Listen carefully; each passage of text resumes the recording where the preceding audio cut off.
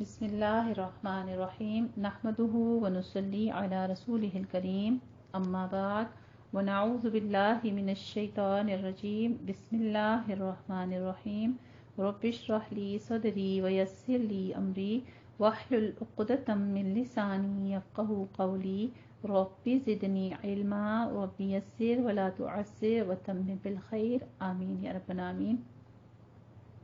الحمدللہ جی، ہم پڑھ رہے ہیں نماز نبوی صحیح احادیث کی روشنی میں، اور اس میں ہم طہارت کا ٹاپک پڑھ رہے ہیں، جس میں آج ہم جانیں گے کہ نمازی کا لباس کیسا ہونا چاہیے۔ نماز کے لیے ہمیں اپنے لباس کو کس طرح رکھنا چاہیے۔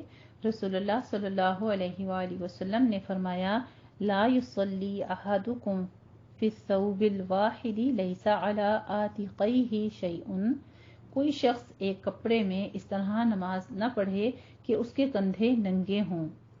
اسے صحیح مسلم، صحیح بخاری نے روایت کیا ہے۔ عمر بن ابو سلمہ رضی اللہ تعالی عنہما بیان کرتے ہیں کہ میں نے رسول اللہ صلی اللہ علیہ وآلہ وسلم کو ام سلمہ رضی اللہ تعالی عنہ کے گھر میں ایک ہی کپڑے میں لپٹے ہوئے نماز پڑھتے دیکھا کہ آپ نے اس کی دونوں طرفیں اپنے کندھوں پر رکھی ہوئی تھیں۔ صحابہ کرام رضی اللہ تعالی عنہم نبی کریم صلی اللہ علیہ وآلہ وسلم کے ساتھ نماز پڑھتے تھے، اور وہ اپنے تہبندوں کو چھوٹے ہونے کے سبب اپنی گردنوں پر باندھے ہوئے ہوتے تھے، اور عورتوں سے کہہ دیا گیا تھا کہ جب تک مرد سیدھے ہو کر بیٹھ نہ جائیں اس وقت تک تم اپنے سر سجدے سے نہ اٹھانا، یعنی عورتوں کی بے حرمتی نہ ہو یا کسی کی نظر نہ پڑے، اس لیے ایسا حکم دیا گیا۔ محمد بن منقدر رحمہ اللہ تعالی بیان کرتے ہیں کہ میں جابر بن عبداللہ رضی اللہ تعالی عنہ کے پاس آیا تو وہ ایک کپڑے میں لپٹے ہوئے نماز پڑھ رہے تھے اور ان کی چادر ایک طرف رکھی ہوئی تھی۔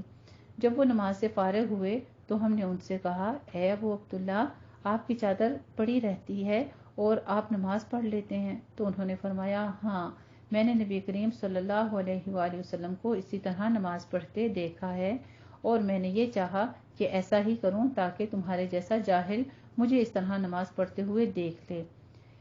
ابن ابی شیبہ رضی اللہ تعالیٰ عنہ نے صحیح سند کے ساتھ سیدنا ابن عمر رضی اللہ تعالیٰ عنہ سے روایت کیا ہے کہ وہ نماز میں سدل کرنے کو یہود کی مخالفت میں مکروہ سمجھتے تھے اور فرماتے تھے کہ یہود سدل کرتے ہیں۔ ابن ابی شیبہ حدیث 6480 میں صحیح سند کے ساتھ روایت کیا ہے کہ سیدنا علی رضی اللہ تعالی عنہ نے کچھ لوگوں کو نماز میں سدل کرتے ہوئے دیکھا تو فرمایا، گویا یہ یہودی ہیں جو اپنی عبادت خانے سے باہر آ رہے ہیں۔ معلوم ہوا کہ نماز میں یہودیوں کی طرح گردن پر کپڑا لٹکانا یعنی سدل کرنا جائز نہیں ہے۔ سدل یہ ہے کہ سر یا کندھوں پر اس طرح کپڑا ڈالا جائے کہ وہ دونوں طرف لٹکا رہے، یعنی اوپر سے اٹھا کے کندھوں کے اوپر چڑھا دیا اور نیچے جو ہے اس کو لٹکا دیتے ہیں۔ حالت نماز میں چہرہ کھلا رکھنے کے بارے میں نبی کریم صلی اللہ علیہ وآلہ وسلم کا عمل صحیح بخاری حدیث میں ثابت ہے۔ اگر سر یا گردن پر کپڑے کو بل دیں یا لپیٹ لیا جائے پھر اس کے دونوں کنارے لٹکے تو یہ سدل نہیں ہے۔ واللہ عالم۔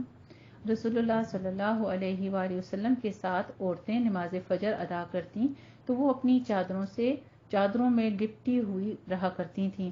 رسول اللہ صلی اللہ علیہ وآلہ وسلم نے فرمایا، بالغہ عورت کی نماز اوڑھنی کے بغیر نہیں ہوتی، یعنی وہ صرف اپنے کندھوں پر نماز کے لیے بھی ڈال دے دوپٹہ تو ایسی کنڈیشن میں نماز نہیں ہوتی۔ سے صحیح بخاری نے روایت کیا ہے کہ بالغہ عورت کی نماز اوڑھنی کے بغیر نہیں ہوتی۔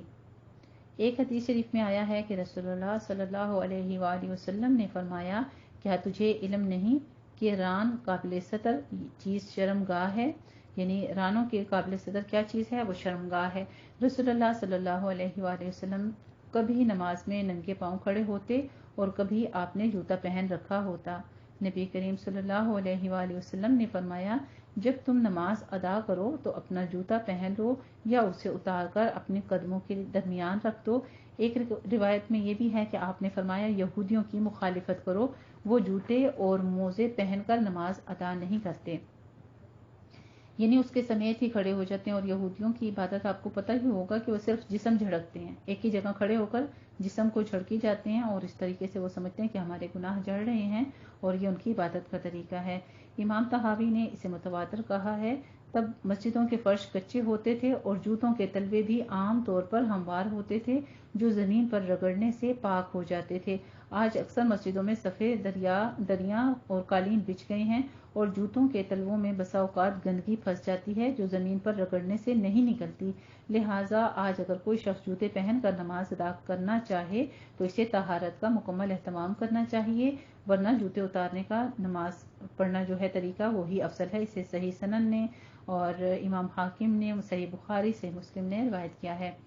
نبی کریم صلی اللہ علیہ وآلہ وسلم نے فرمایا، جب تم مسجد میں آؤ تو جوتوں کو اچھی طرح غور سے دیکھ لو. اگر ان میں گندگی یا نجاست نظر آئے تو انہیں زمین پر اچھی طرح رگڑو، پھر ان میں نماز ادا کرو. نبی کریم صلی اللہ علیہ وآلہ وسلم فرماتے ہیں، جب تم نماز ادا کرو تو جوتوں کو دائیں یا بائیں نہ رکھو بلکہ قدموں کے درمیان رکھو، کیونکہ تمہارا بایاں دوسرے نمازی کا دایاں ہوگا. ہاں، اگر بائیں جانب کوئی نمازی نہ ہو تو بائیں جانب رکھ سکتے ہو. اسے صحیح سنن اور ابی داؤد نے روایت کیا ہے، اور صحیح سند سے بھی امام حاکم نے روایت کیا ہے. عبداللہ بن عباس رضی اللہ تعالیٰ عنہما نے عبداللہ بن حارث رحمہ اللہ تعالیٰ کو دیکھا کہ وہ پیچھے سے بالوں کو جوڑا باندھ کر نماز پڑھ رہے تھے. عبداللہ بن عباس رضی اللہ تعالیٰ عنہ اٹھے اور ان کا جوڑا کھول دیا. جب ابن حارث رحمہ اللہ تعالیٰ نماز سے فارغ ہو گئے تو ابن عباس رضی اللہ تعالیٰ عنہ کی طرف متوجہ ہوئے اور کہنے لگے، میرے سر سے تمہیں کیا سروکار تھا؟ ابن عباس رضی اللہ تعالیٰ عنہ نے کہا، میں نے رسول اللہ صلی اللہ علیہ وآلہ وسلم کو یہ فرماتے ہوئے سنا ہے، بے شک اس طرح کے آدمی کی مثال اس شخص کی سی ہے جو مشکیں بندھی ہوئی حالت میں نماز ادا کرے. حضرت عائشہ صدیقہ رضی اللہ تعالی عنہا سے روایت ہے کہ رسول اللہ صلی اللہ علیہ وآلہ وسلم نے ایک دھاری دار چادر میں نماز پڑھی. آپ کی نگاہیں اس کی دھاریوں پر چلی گئیں. جب فارغ ہوئے تو فرمایا، میری یہ چادر ابو جہم کے پاس لے جاؤ اور اس کی سادہ چادر میرے پاس لے آؤ. اس چادر کی دھاریوں نے تو ابھی مجھے نماز میں خشوع سے غافل کر دیا تھا. یعنی محض صرف اس کی دھاریاں تھیں، اور جن لباس کے اوپر شکلیں وغیرہ بنی ہوئی ہوتی ہیں جاندار کی، ان اشیاء کے ساتھ، ان چادروں کے ساتھ تو نماز پھر بالکل بھی نہیں ہوتی. حضرت عائشہ صدیقہ رضی اللہ تعالی عنہ نے گھر میں ایک جانب ایک پردہ لٹکا رکھا تھا. رسول اللہ صلی اللہ علیہ وآلہ وسلم نے فرمایا، ہم سے اپنا یہ پردہ ہٹا دو. اس کی تصویریں نماز میں مسلسل میرے سامنے آتی رہتی ہیں. اسے صحیح بخاری اور صحیح مسلم نے روایت کیا ہے. معلوم ہوا کہ نقش و نگار والے مصلے پر نماز پڑھنے سے احتراز کیا جائے. صحابہ کرام رضی اللہ تعالی عنہم رسول اللہ صلی اللہ علیہ وآلہ وسلم کے پیچھے نماز پڑھتے ہوئے گرمی کی شدت سے بچنے کی خاطر سجدے کی جگہ پر کپڑے کا کنارہ بچھا لیا کرتے تھے. عصر حاضر میں عام مسلمان بڑی عقیدت اور دینی جذبے کے ساتھ ایک دوسرے سے بڑھ کر نقش و نگار والے مصلے کا انتخاب کرتے تھے اور اسے آداب عبادت میں سے خیال کرتے ہیں. گھروں کے علاوہ اکثر مساجد میں بھی خوبصورت نقش و نگار والا مصلی نظر آتا ہے، بلکہ اب تو مسجدوں میں اسی قسم کے قالین اور رواج پکڑ رہے ہیں. یہ سب خلاف سنت اور خلاف تقویٰ ہے. ہم سب کو چاہیے کہ اپنے عقیدت و محبت، جذبہ و شوق اور خیالات و نظریات کو محمد صلی اللہ علیہ وآلہ وسلم کی پاکیزہ تعلیمات اور قدسی فرمودات کے مطابق بنائیں، کیونکہ آپ صلی اللہ علیہ وآلہ وسلم کی اطاعت میں ہی اطاعت الہیہ بھی ہے، محبت ربانیہ اور قبولیت عبادت مضمر ہے. آپ صلی اللہ علیہ وآلہ وسلم نے جو چیز اور جو طریقہ اپنانے کو کہا اس کو ہمیں بھی اپنا لینا چاہیے، اور جس عمل سے روکا جو آپ صلی اللہ علیہ وآلہ وسلم کی نماز میں خشوع کا سبب بن رہا ہے، تو پھر ہمارا دھیان کیسے نہیں بڑھ سکتا.